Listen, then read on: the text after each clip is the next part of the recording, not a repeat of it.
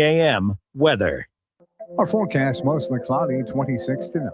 Patchy fog and 46 tomorrow.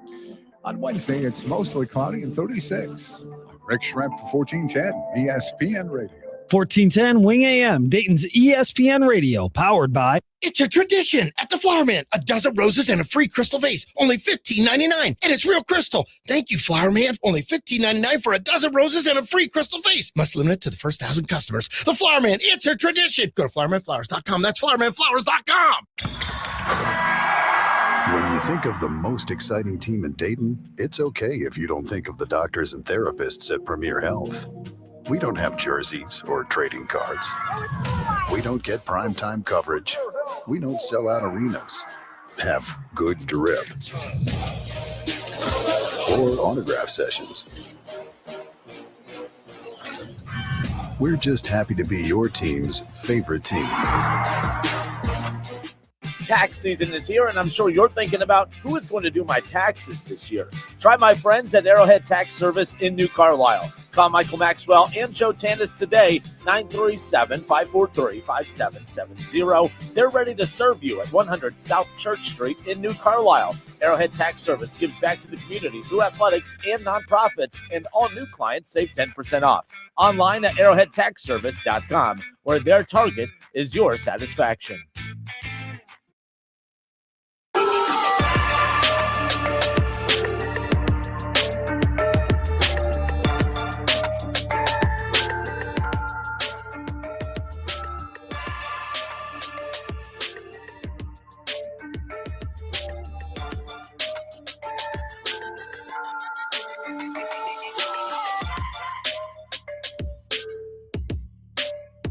All right, we are off and rolling here on a Monday. Excuse me, I'm just a little tired.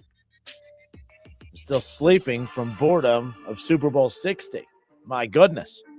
Might have been probably one of the worst Super Bowls that I've watched in quite some time. There's a lot leading up, or not a whole lot leading up to that Super Bowl that we'll talk about coming up here in just a moment. And just like that, the NFL season is officially come and gone. Okay, it's officially come and gone. We are, the NFL season is over. It's full steam ahead to the 2026 NFL season, of course. And, a lot of stuff came out over the weekend. A lot of reporting about the Bengals and their offseason, expectations. A lot of stuff on what the Bengals could or could not do with Trey Hendrickson. I know we touched on that this past Friday before more content, more stuff had come out over the weekend. We'll dive into that coming up here around the corner as well. Again, I'm Justin Kenner. It's the Justin Kenner Show, Dayton's ESPN Radio, 1410 Wing AM, 937-518-1410. That's the number to call or text. You can jump in the conversation that way. But, we'll open up full reaction to Super Bowl 60. I got to tell you, and I've talked about this with multiple people, it just even felt like even throughout the playoff games didn't feel like playoff games, and the Super Bowl yesterday didn't feel like a Super Bowl. It had all the Super Bowl branding. It had all the commercials. It had a halftime show that everyone just seems to be an expert on, which we'll get to that coming up more around the corner. The game itself, and it's not just because the game was boring in regards to the lack of competitiveness. Even if it was competitive, even if the Patriots would have come back to make it a game late, it still did not feel like we were watching the two best teams in the National Football League. It still did not feel like we were watching two strong brands competing for a championship. And I think that's one reason that this just didn't feel right. Sure, you had the New England Patriots. They're one of those those blue blood NFL teams now, right? You expect to see them there. It's not a surprise to see them there. But you learn very quickly that, man, it's the New England Patriots, but there's no Bill Belichick. There's no Gronk. There's no Tom Brady. There's no Deflategate. There's no Spygate. There's no anything gate. It was Boregate. I mean, it was boring as can be. No one cared about this Super Bowl. And I don't feel like it was just because of the results. I feel like it had a lot to do with, of course, the lack of interest in the build-up to it. We spent the majority of our time the last couple of weeks talking about upcoming off-season storylines and stuff, and a lot of that was because that was more interesting than the build to the Super Bowl itself. Last year, some of the bigger storylines in the build to the Super Bowl that impacted even the Bengals was, okay, you could talk about Jalen Hurts and what that would mean for Jalen Hurts' legacy to win a Super Bowl, who was drafted in the same draft as Joe Burrow. What would that mean for the the perception of Joe Burrow. What would that mean for his legacy? As you know, Joe Burrow, we know, is the most talented quarterback in the NFL, in my opinion, but why are so many other quarterbacks and their legacies passing him by? And I thought that Jalen Hurts winning one last year would be a major blow to the legacy of Joe Burrow, because we all know Joe Burrow is 10 times more talented than Jalen Hurts, but yet there's Jalen Hurts in his second Super Bowl winning it, winning the Super Bowl MVP. And then on the flip side, had the Chiefs won last year, that would just be another accomplishment for Patrick Mahomes, as the gap between him and Joe Burrow continues to get wider and wider. There was a lot of legacy type conversations to be had with last year's Super Bowl. You had the Swifties involved because, of course, Travis Kelce. You had Patrick Mahomes. You had Andy Reid, right? You had the Philadelphia Eagles, and you had Saquon Barkley and Devontae Smith and A.J. Brown. There was star power galore. You had the dynasty of course, the Kansas City Chiefs. You couldn't ignore the fact that there was, of course, the Philadelphia Eagles, who were in their second Super Bowl over the last 3-year window at that point. It just, last year felt like a Super Bowl showdown, because that's why I keep saying it wasn't just boring last night because the result was boring. I mean, the final score, 29-13, it was all field goals in the first half. Hell, it was all field goals for the first 3 quarters. It was shutout football for the Patriots for the first 3 quarters. It wasn't just because the game wasn't competitive. The game was just not exciting. The matchup wasn't exciting. The star power wasn't there. There was just nothing interesting about this matchup heading in. There were storylines. I thought the Sam Darnold thing was interesting. I thought Drake May and the Patriots, could this be the start of another New England Patriots dynasty? Maybe. But no one is sprinting to their ESPN radio or Fox Sports Radio or Yahoo Sports or wherever they get their sports content from, whether it be audible, whether it be visual, whether it be, you reading it, whatever it is. The bottom line is no one was sprinting to wherever they get their content from to hear about the storylines of the Super Bowl, because there was just nothing really super on the line. I mean, hell, even the, Kenneth Walker, who comes away with the Super Bowl MVP, carried the ball 27 times, rushed for 135 yards, didn't score a touchdown. There was no even major performance. There was no one popped off the page. Sam Darnold completed 19 of 38 pass attempts. It wasn't a great performance from him. He didn't turn it over. He threw for a touchdown. Kenneth Walker didn't score a touchdown. He averaged 5 yards a carry, 135 yards on the ground on 27 carries, but nothing was super exciting there. Cooper Kupp, good for him, former Super Bowl champion with the Rams. He now wins his second Super Bowl, this time with a different team with the Seahawks. He had 6 catches, 61 yards.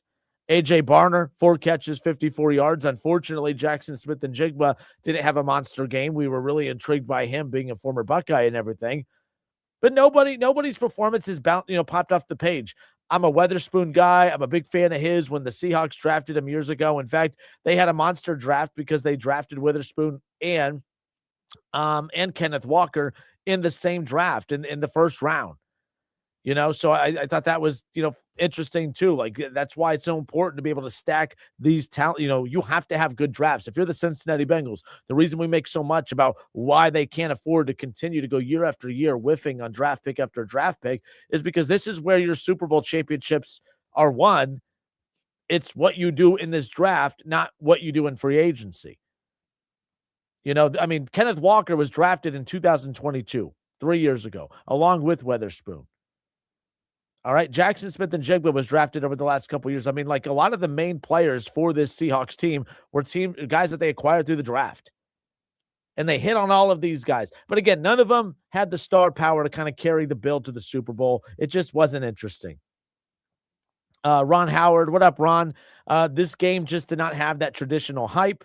Maybe it was a lack of star power. Even the play-by-play wasn't top-notch, plus the game was a dud. Yes, it was a perfect recipe for lack of interest and lack of fanfare when it came to this thing. Super Bowl tickets, the prices were through the roof. The ratings are going to be through the roof. We'll talk about the controversial halftime show. It wasn't controversial, but everyone wants to make it controversial because we always have to be pissed off about something in this damn country all the time. So, we got to find something to be angry at. So like I said, this was a dud of a Super Bowl, and it wasn't just about the game itself. It was the playoffs I felt were a dud. I thought the build to the Super Bowl was a dud. You know what I mean? There was just nothing heavy about this matchup. I'm Justin Kinner. It's the Justin Kinner Show, 1410 ESPN Radio. I'm Justin Kinner, 937-518-1410. You could text or call. Why do you believe this Super Bowl was lacking that level of interest. That, what was it about this Super Bowl that just didn't seem to click with the NFL audience? Because again, it's not about the game itself. It's not even about the result. I mean, this Super Bowl, the interest level wasn't there from the time that the matchup was set. I mean, if you're a Patriots fan, fine, or a Seahawks fan, fine, but nobody, non-football fans, non-Patriots and Seahawks fans, nobody was amped up for this game. Nobody. But why is that? 937-518-1410. You could text or call into the conversation. It's the Justin Kinner Show, Dayton's ESPN Radio. We'll be right back.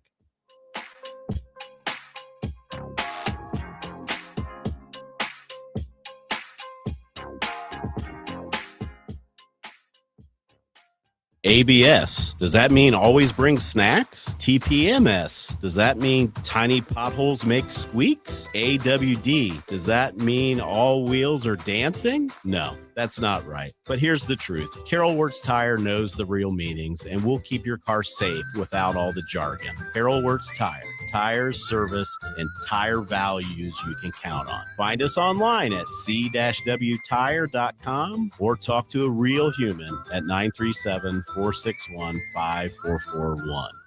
The ONN Daily Podcast. Get a recap of all the day's news from across the state. ONN affiliate WBNS TV in Columbus has more. Haley Kirby reporting in downtown Toledo. From the State House, Kevin Landers. ONN Canton. ONN affiliate WKYC TV in Cleveland explains. In Marietta, Brett Wharf, ONN News. Emma Henderson in Genoa. The ONN Daily Podcast. Listen at ONNradio.com or wherever you download your favorite podcasts from the Ohio News Network. Without an Advent clinic nearby, people suffering needlessly from chronic nasal congestion and sinus infections would be stuck with either Band-Aid or Sledgehammer solutions. Band-Aids are pills or nasal sprays, and they're not true solutions. Surgery is a sledgehammer, and that's what we're trying to avoid. Because most people don't need surgery for nose and sinus issues, nor do they want a 14-day recovery. Our unique Advent approach can, in 20 minutes in our office, open your blocked nose for good, with only 1 day recovery. I'm Advent founder Dr. Kandula. Outside of Advent's four walls, invasive surgery is what they'll recommend. But here you will find effective and convenient in-office solutions to help you stop the need for Band-Aids and avoid the sledgehammer. Go to adventknows.com to schedule your appointment, because Advent knows when you breathe well, you live better. AdventKnows.com. Most insurance accepted. Race to savings for your next project when you shop at Menards. Get the comfort and support you need with a new mattress from Serta. Find the perfect mattress for a deep and restorative night's sleep. Take control of your sleep and save big money on Serta mattresses now at Menards. Plus, view our weekly flyer on menards.com and race to savings on more great deals happening now. Save big money at Menards.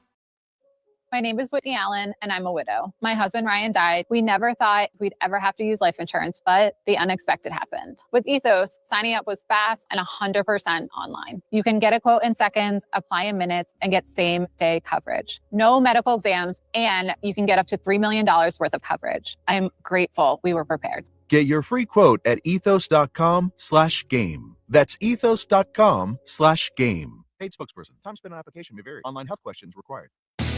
Hi, this is Michael, your service manager at Dave Arbogast Buick GMC in Troy, Ohio. I am inviting you to give us an opportunity to earn your business. We have expanded our hours to better meet your needs. We are now open until 6 p.m. during the week and 8 a.m. until 2 p.m. on Saturdays. We service all makes and models. We offer convenient shuttle service as well as pickup and delivery. Please visit us on the web at arbogastbuickgmc.com or in person. Exit 69 on I-75. Look for the giant American flag. I hope to see you soon.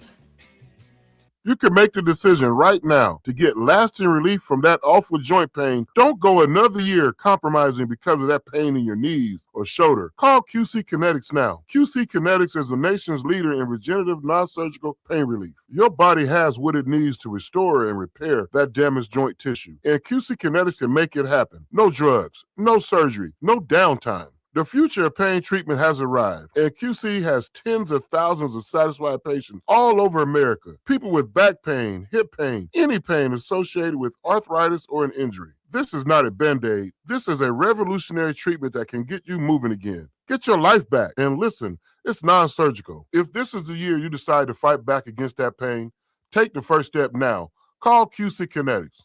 Get a free consultation on your calendar today. Call 937-936-0325. 937-936-0325.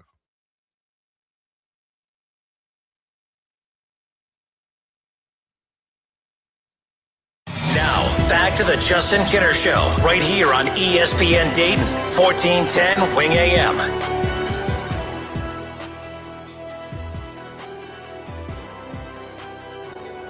All right, and we are back. It's the Justin Kinner Show, 1410 ESPN Radio. Again, happy Monday. We are back. Again, the most boring freaking Super Bowl ever.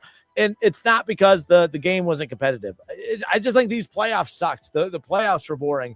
There was no Patrick Mahomes, no Joe Burrow, no Pro Bowl quarterback Shedeur Sanders. I mean, that's what really did it for me. Like no Lamar Jackson.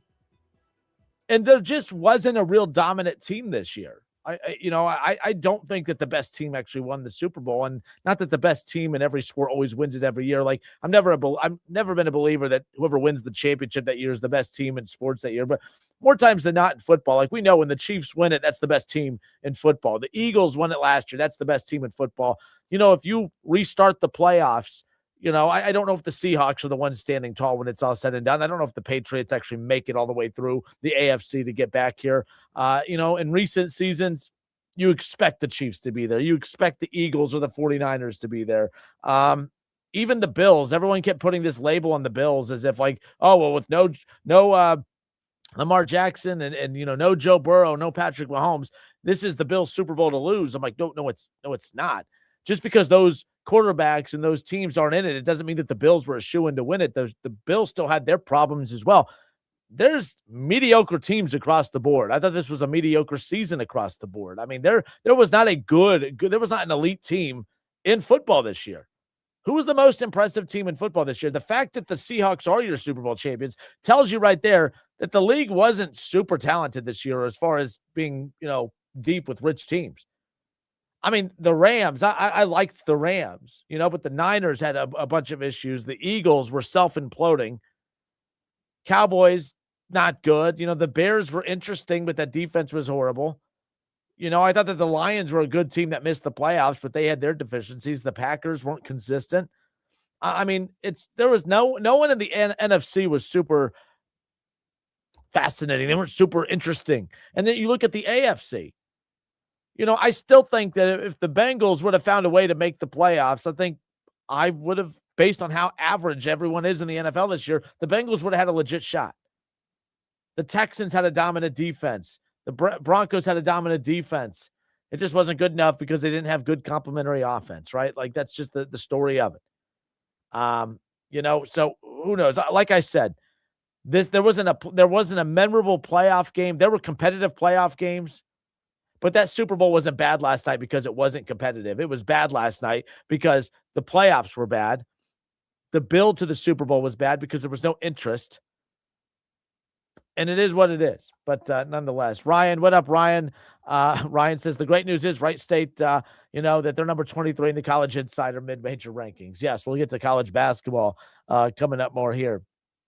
In just a little bit. Big weekend coming out of a big weekend in college basketball.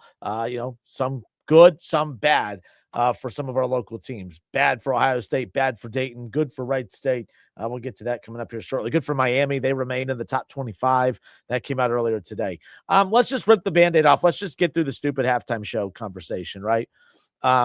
I was laughing last night because I had the nerve to say that I actually kind of liked the halftime show. Someone said I was pushing my left-wing agenda. I said, first of all, you have no clue which way I lean. Second of all, the only wing agenda that I push is 1410 Wing AM, you moron. So I don't push any left-wing agenda, right-wing agenda. And I think that you as a human being are pathetically soft if you let someone's opinion on a halftime show put you in position to think that you figured them all out.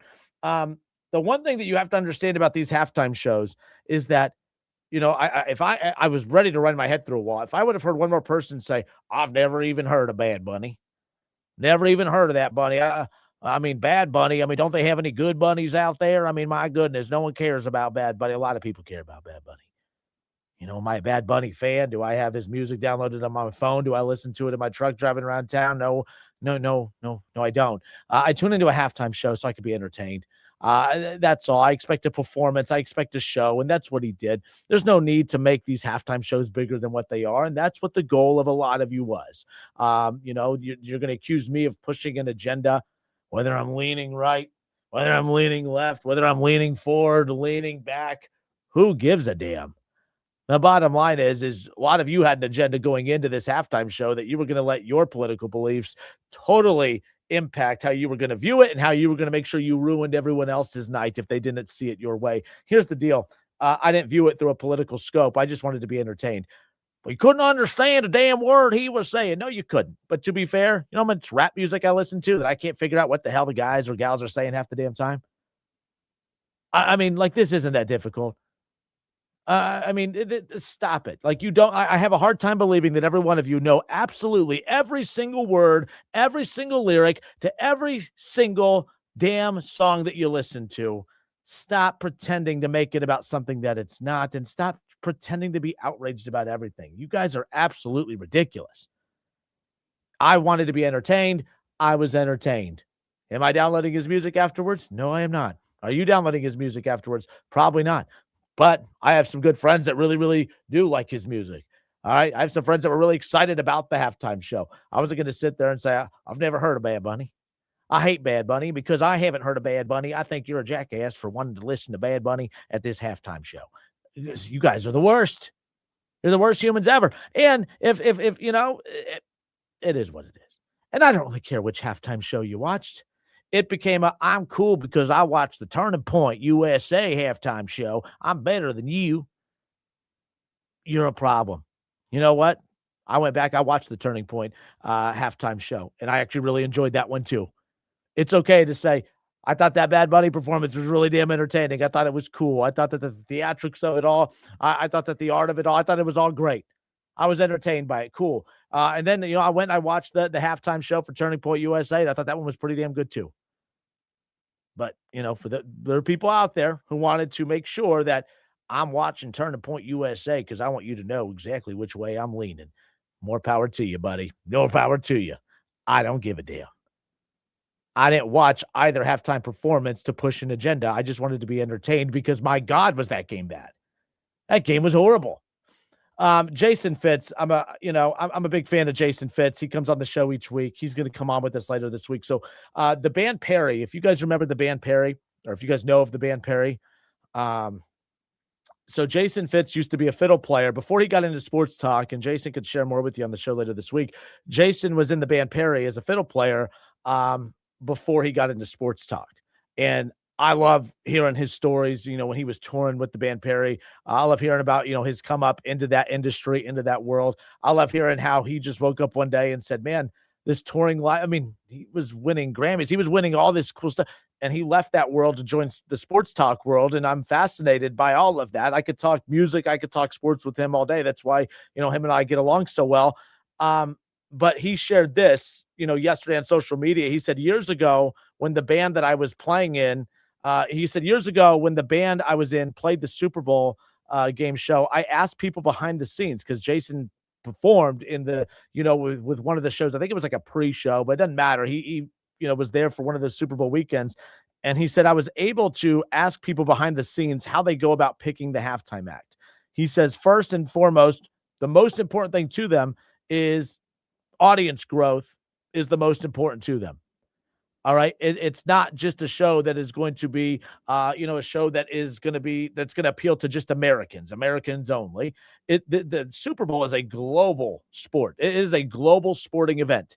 It is not an American event. It is a global event. It is for absolutely everybody. It is for people in the United States of America. It is people for outside of the United States of America. And for some of you who don't understand that Puerto Rico is a part of the United States, I mean, that's a you problem, not anybody else. I mean, you kind of learned a lot about people who don't really, didn't really pay attention in their history class growing up, but that's besides the point. That's not what we're here for. So Jason Fitz would go on to say that they don't, they don't want acts that Super Bowl fans want. It's not about the football fans. It is about actually, when they say know your audience, when people say know your audience, you're probably thinking, man, they should get, bands or artists that appeal to football fans. That's actually not their goal. Because guess what football fans are doing?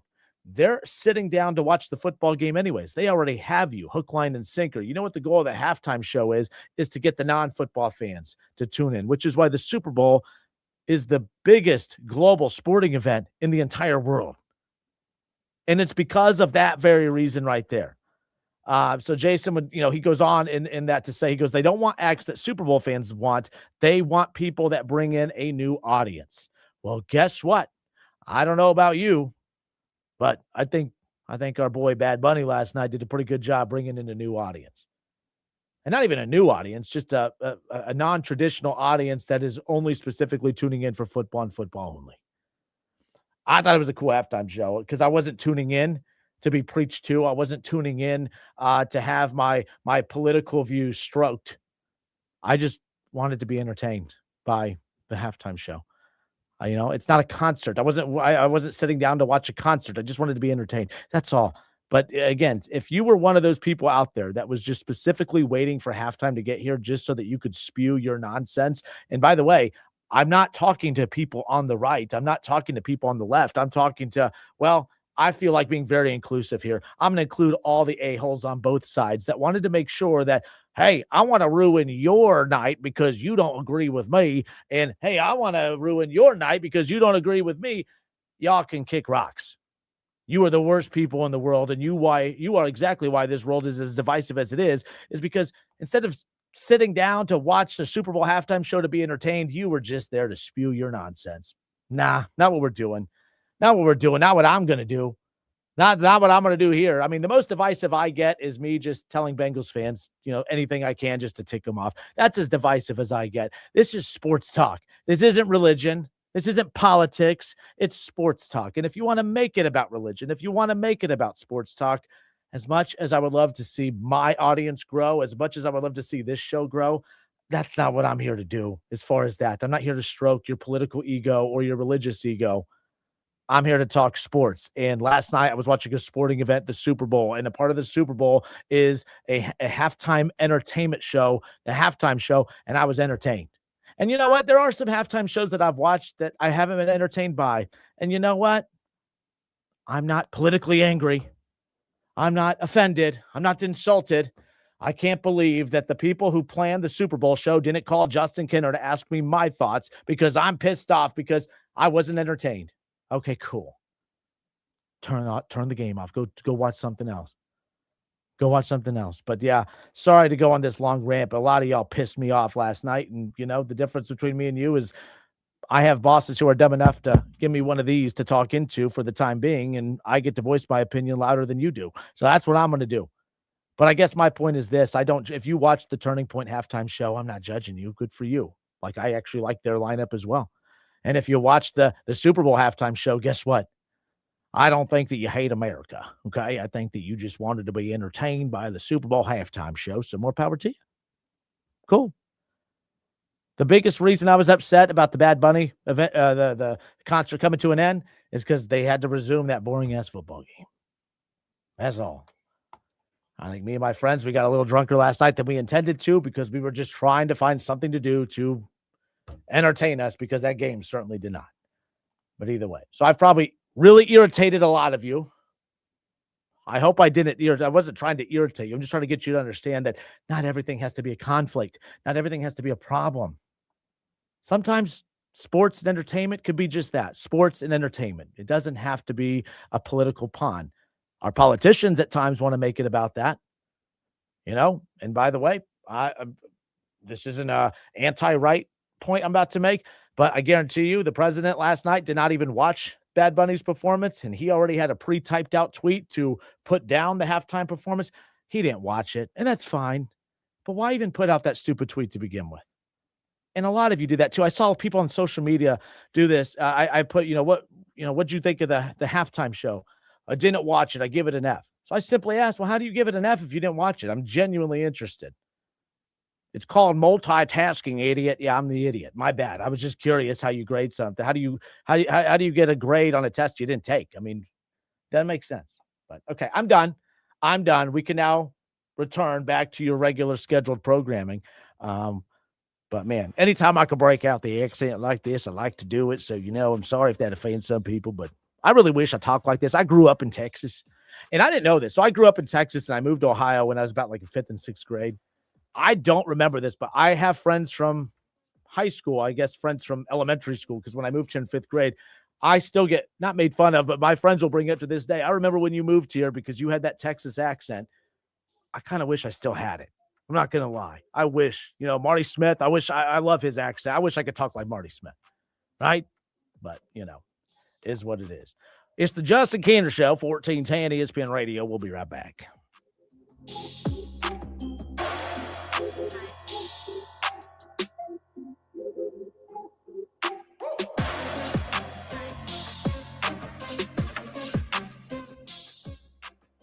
The Powerama Custom Auto Show is here. Greene County Expo Center at Xenia, Ohio, February 20th, 21st, and 22nd. Vendors, live music, and kids' activities. Meet the First Lady of Drag Racing, Shirley Muldowney, and Butch Patrick of the TV show The Munsters. Live charity auction with the Tiger, Doug Mann, as guest auctioneer to benefit for love of children. If you love cars of all kinds, be there February 20th through 22nd. Xenia, Ohio, Greene County Expo Center. Adults $15, kids 12 and under are free. PoweramaCustoms.com. Why choose a Sleep Number smart bed? Can I make my site softer? Can I make my site firmer? Can we sleep cooler? Sleep Number does that. Cools up to 8 times faster and lets you choose your ideal comfort on either side. Your Sleep Number setting. Enjoy personalized comfort for better sleep night after night. And now, during our President's Day sale, take 50% off our limited edition bed. Shop now for a limited time. Only at a Sleep Number store or sleepnumber.com.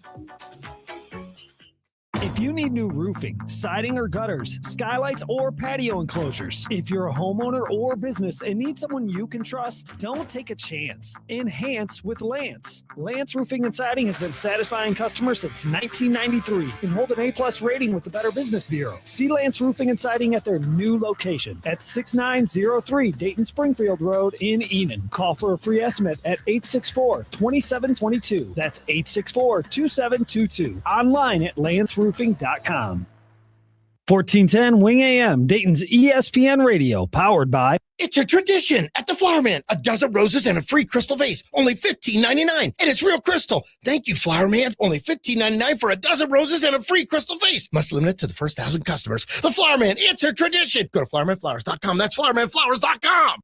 Do you have an oak tree in your yard? The Ohio Chapter International Society of Arboriculture is committed to advancing responsible tree care practices while preventing a fungal disease called oak wilt.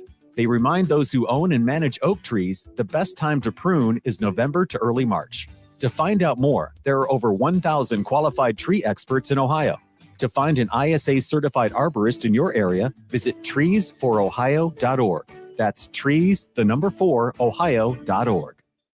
For decades, people have been asking, what's the famous recipe behind Lee's Famous Recipe Chicken? And we've decided we're finally going to tell you. Starting with the 8-piece family meal and its 8 pieces of crispy, delicious bone-in chicken, 4 fluffy, buttery biscuits, and 2 large sides.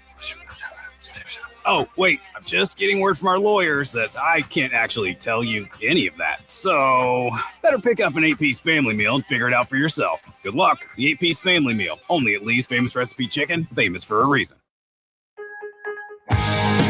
Without an Advent clinic nearby, people suffering needlessly from chronic nasal congestion and sinus infections would be stuck with either Band-Aid or sledgehammer solutions. Band-Aids are pills or nasal sprays, and they're not true solutions. Surgery is a sledgehammer, and that's what we're trying to avoid. Because most people don't need surgery for nose and sinus issues, nor do they want a 14-day recovery. Our unique Advent approach can, in 20 minutes in our office, open your blocked nose for good, with only 1 day recovery. I'm Advent founder Dr. Kandula. Outside of Advent's four walls, invasive surgery is what they'll recommend. But here you will find effective and convenient in-office solutions to help you stop the need for Band-Aids and avoid the sledgehammer. Go to adventknows.com to schedule your appointment because Advent knows when you breathe well, you live better.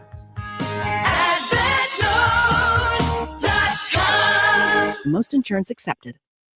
Coming this winter, a deal so epic, so huge, so famous, you'll have to taste it to believe it.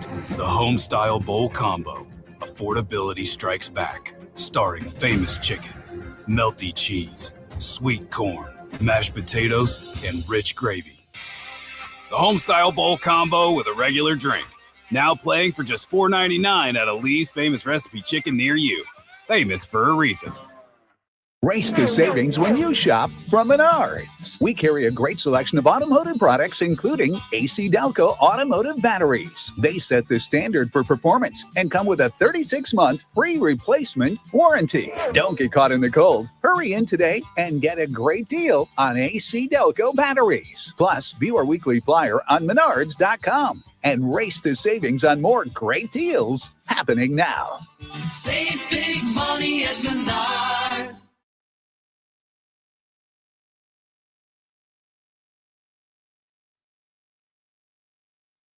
Now, back to the Justin Kidder Show, right here on ESPN Dayton, 1410 Wing AM.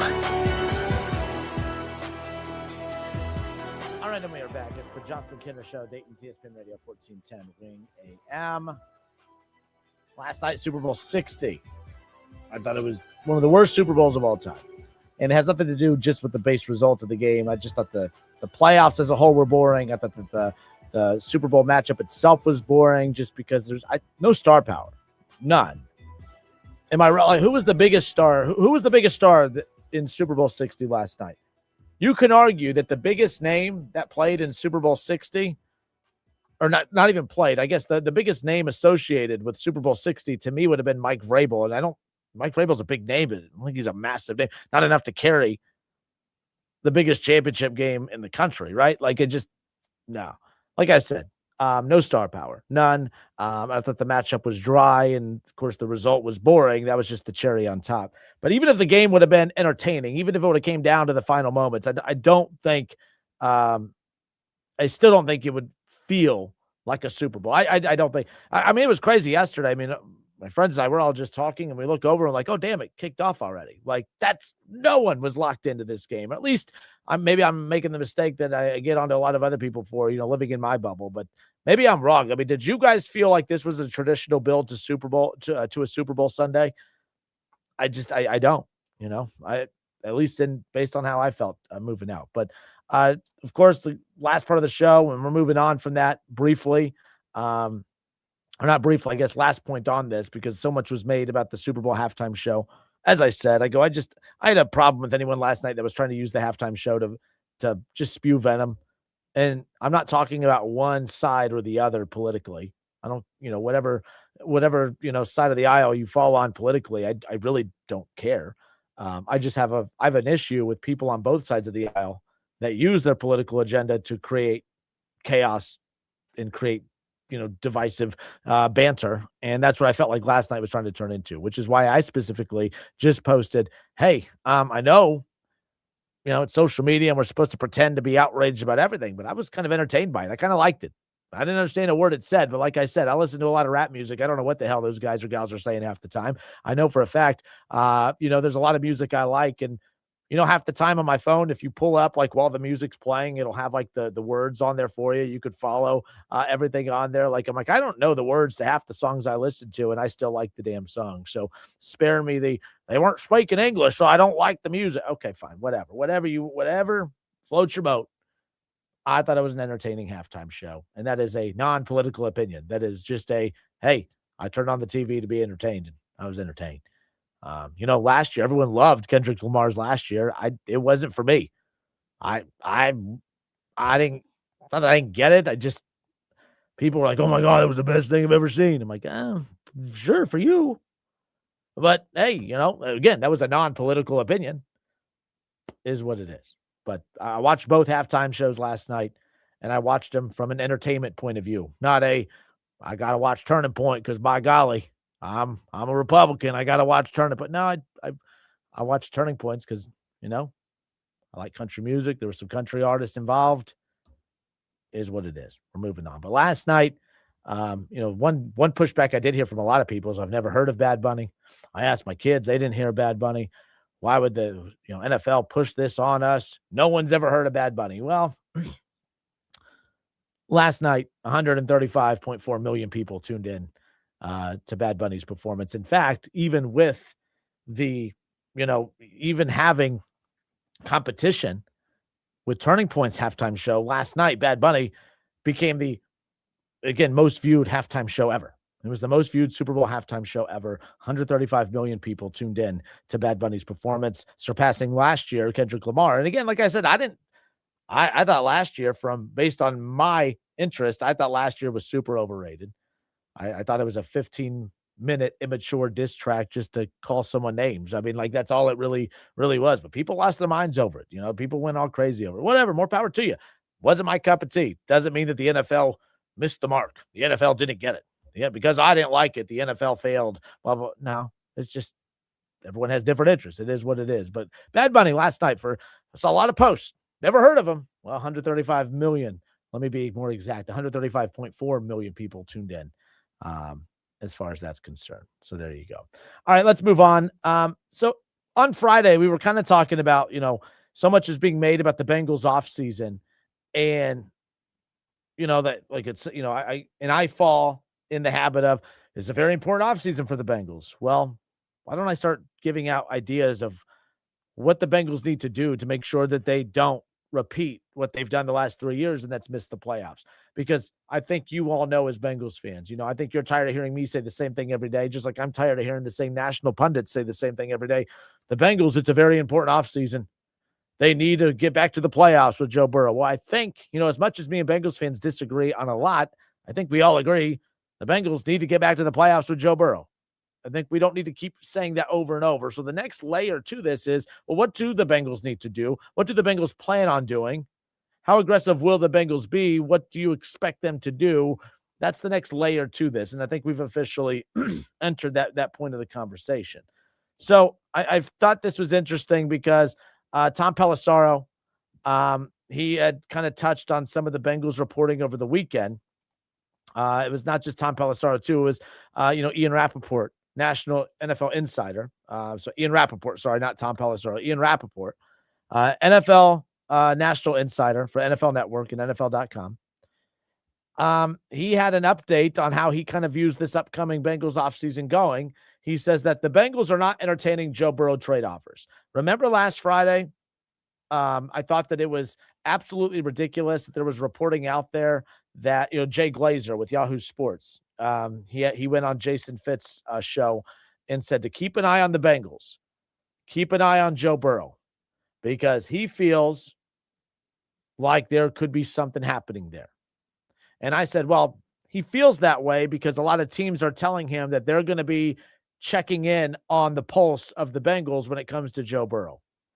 And I said, the Bengals, and by the way, I think it sounds absolutely silly. Why would the Bengals even entertain the idea of moving on for Burrow? I said, but the only way that it will shut people up is if the Bengals come out and just they need to shut that down. But that Jay Glazer reporting had happened for quite a few days, and there was no counter reporting coming out saying, oh, no, the Bengals have no interest in entertaining offers for Joe Burrow, right? So I thought it was kind of strange. I never once thought the Bengals would move on from Joe Burrow, but I did find it kind of strange that with as much reporting that was coming out that the Bengals were going to be receiving calls and interest on Joe Burrow, there was no counter reporting that the Bengals had no interest in doing it. And I felt like for the, you go look at the headline from my show last Friday is Bengals need to release a statement. They need to make a statement. They need to put an end to this talk, because the longer that they don't, the more legs that those reports and rumors are going to start to take off. Well, sure enough, the Bengals did that because lots of reporters came out over the weekend and said, absolutely not. The Bengals have no interest in entertaining any talks for Joe Burrow. And my response to that is, well, duh. Like, as much as I would love to see the chaos and see the panic amongst a rival fan base of mine as being a Browns fan, there's no part of me. The reason I never let myself believe that is because I would never try to get my hopes up to think that much chaos is coming your way. So let's not even go there, right? Well, like I said, Ian Rappaport come out, said the Bengals are not entertaining Joe Burrow trade offers. So Bengals fans, you can exhale, not that you were really panicking, but just know that that's now officially a thing in the past. Cool. This is the thing that I find interesting, though. So Ian Rappaport says that Cincinnati is planning to channel Burrow's beliefs that things need to change into increased spending and a better defense. But no, when he dropped that on the NFL Network, he never really elaborated. What I want to know is when Ian Rappaport comes out and says that Cincinnati is planning to channel, that he believes, because he kept saying, I believe that the Bengals are planning to match Joe Burrow's belief that they need to lean into increased spending and be better on defense. Is that a belief or is that reporting? Because I see Bengals fans all over social media all weekend that, okay, the Bengals got it. Finally, they're going to be aggressive. I don't know if that's actually being reported. I think that's an opinion that's being shared. Because for years now, we've heard these same sentiments from Bengals media out there that, this is going to be an important offseason, that the Bengals have to be aggressive this offseason, that they're going to have money to spend this offseason. And yet here we are, 3 straight years, no playoffs. And I'm not being negative. I'm just saying, I don't know if that's an actual report, though. He's not reporting that the Bengals are going to be aggressive. He's not reporting that they are going to improve this defense in free agency. He's just saying, he's of the belief that the Bengals are going to do that. Well, based on what? Based on sources? Based on conversations you've had with people within the Bengals organization? Those are the questions I have. Those are the things I'm kind of curious about. Where is he getting that information? How is he basing that take off of? Because Bengals fans, a lot of you, including me, believe, well, of course, the Bengals are going to be aggressive this offseason. But to be fair, I thought they were going to be aggressive last offseason. I thought that after the calamity that the Bengals front office witnessed last year with how bad the O-line was and how bad the defense was, that there's no way that they were just going to sit idly by and do nothing. And that's exactly what they did. So why can we sit here and definitively say that the Bengals 1,000,000,000% are going to be aggressive this upcoming offseason? Because, again, I think that they should, but it doesn't mean that they're going to. And that's the thing that's going to be interesting as we follow the Bengals heading into the offseason. We're going to start taking a lot of mock drafts are going to be thrown our way, from here on out, from now through April, right? Free agency plans, how much manipulation of the cap are we going to see? Because, by the way, I don't care about salary cap numbers. Where teams really kind of get into the weeds, where teams really start to separate themselves is how they manipulate the cap. Are the Bengals going to join a lot of the modern day organization front offices and restructure contracts? Are they going to go to Jamar Chase and restructure his contract? You restructure his contract and you give him the upcoming year's salary as a signing bonus. And then now, whatever his cap hit is, so let's say that Jamar Chase's cap hit is $8 million, but you owe him $40 million this upcoming season. If you give him that $40 million as a signing bonus, now the only thing he's going to be paid, now he will only impact your salary cap based on his cap hit.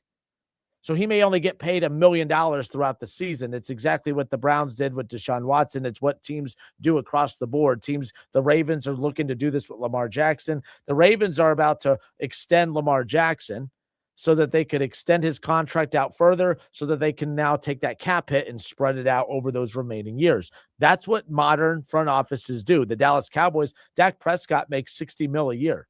He's actually about to get another extension, probably make more than $60 million a year. They're going to add on another year or two to the contract and spread it out over those remaining years. And then that's how Dallas is going to free up even more free agent money. Now you could say, well, why would they need to do that if they have $58 million? Because why not create more?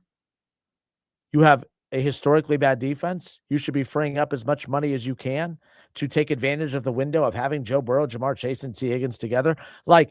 For me to truly believe, that's really what I'm looking for.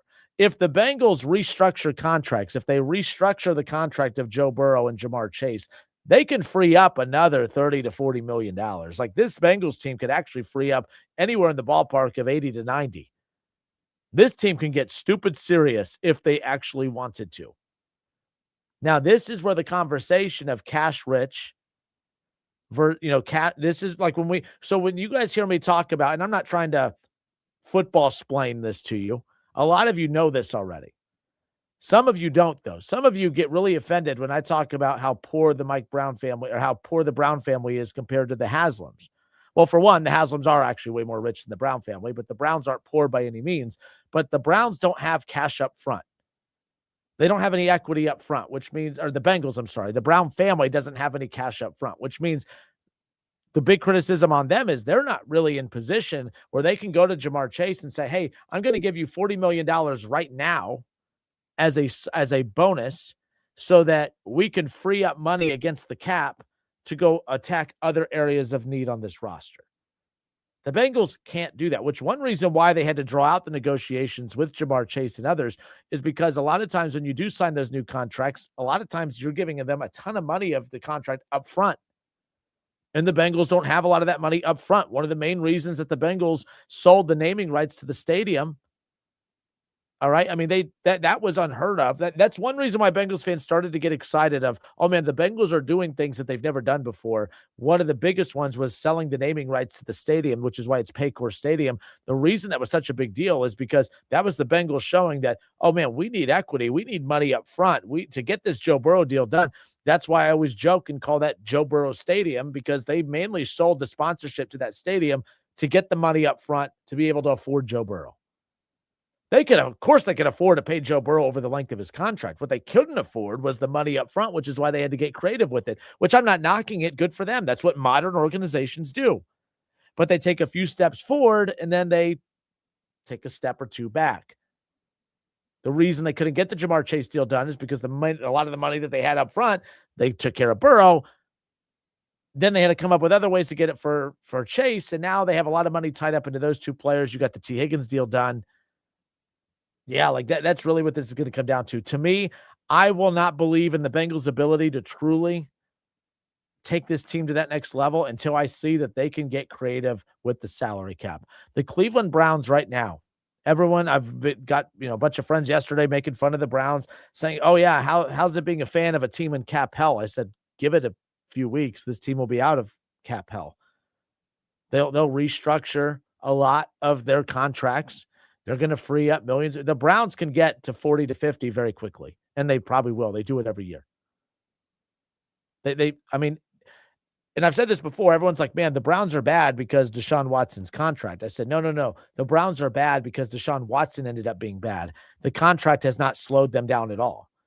Every year, the Browns go out and spend a ton of money in free agency. I mean, they just made Myles Garrett the highest paid non-quarterback in the history of the NFL. I mean, what are we doing? Like, you know what I mean? Like they made Denzel Ward at one point after paying Deshaun Watson, they made Denzel Ward the highest paid defensive back in all of football. They've also paid Myles Garrett. They were paying Zadarius Smith when he was here. Like they were going after big free agents. Like you know what I mean? Like the Browns are never hurting for money because they have a cash-rich owner. They can continue to roll over these contracts, restructure them, pay them up front, free up cap hits. And that's how they've navigated through this. By the way, that's exactly how Denver did it. Denver is not poor by any means. They restructured contracts. That's why the Russell Wilson money never impacted their ability to rebuild. And it wasn't even rebuild, it was restructure. The Bengals are a team that when things go bad, they have to rebuild. In Cleveland, and by the way, it doesn't mean that retooling doesn't mean it guarantees winning. It just means that Cleveland doesn't have to just solely rely on draft picks to fill the holes in the roster. They can go out there and spend. But I want to see that from the Bengals. Do they have that money? Are they in position to change how they go about structuring contracts? If they could prove that they could do that consistently, I think they're going to be all right. But if they continue operating like they always have, why should I believe that this team's going to do anything different than what they've done? Why should you believe it? Why should you believe it? 937-518-1410. That's the number to call and jump in on the conversation. And keep in mind, like I said, the Browns do this. And I think it's a fair point. Well, Kenner, what are you bragging about that for? What do you have to show for it? You're very much so right. But like I said, Cleveland's not bad because of the Deshaun Watson contract. They're bad because Deshaun Watson is bad. Because to say that they're bad because of the contract, that would mean that, man, Cleveland they can't pay their players and they can't add any free agents because of that contract. That's not the case. Cleveland keeps adding free agents and keeps adding talent, but they're not winning games because they don't have a quarterback. The quarterback's not good. Like, for instance, I can make an argument that Joe Burrow's contract has hurt you guys more than Deshaun Watson has, even though you get production out of your quarterback, because the quarterback contract in Cincinnati has actually hurt their ability to put more pieces around them. Deshaun Watson's contract hasn't hurt the ability to put weapons on Cleveland's roster. They just haven't been able to move the football up and down the field because they're just ass at QB. Simple as that. Like, I mean, that's why I've always said if Cleveland ever does get the quarterback right, with the way that they spend money and restructure deals, like everyone's like, how does Andrew Berry still have a job? It's because he's a wizard with the cap. He's very good at manipulating the cap. He's very good at restructuring those deals. That's why he still has a job. Simple as that. They ever get the quarterback right, Cleveland's going to be fine because they have a ton of money. They know how to rework deals. They just can't ever get the quarterback right. So it is what it is. Wishful thinking on my end. All right, let's talk more about the Cincinnati Reds when we come back. So, by the way, coming up around the corner, the Trey Hendrickson stuff, there's a lot of reporting out there that the Bengals, we talked about it. What should they do with Trey Hendrickson? We're going to restart this soap opera again. Sounds like the Bengals might be entertaining the idea of slapping the franchise tag on Trey Hendrickson again. That'll be interesting. We'll get to that coming up around the corner. Plus, Terry Francona. Finally, Charlie Goldsmith was able to get a response from Terry Francona about the impact of Eugenio Suarez's addition to the lineup. We have all of that coming up. It's the Justin Kinder Show, 1410 ESPN Radio.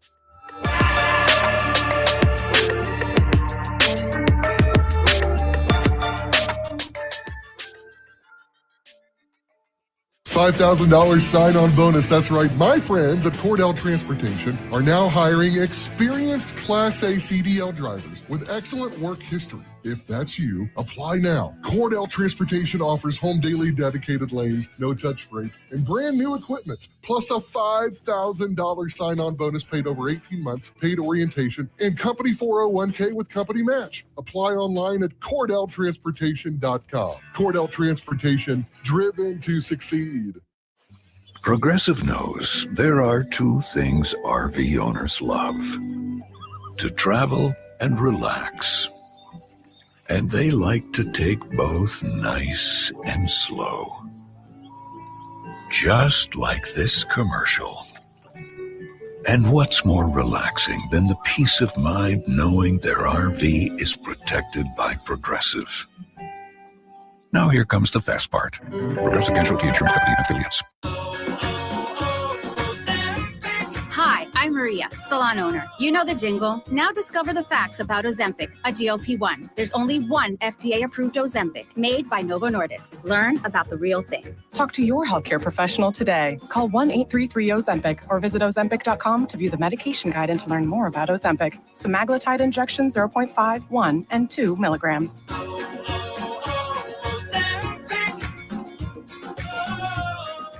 Taxes was feeling so stuck.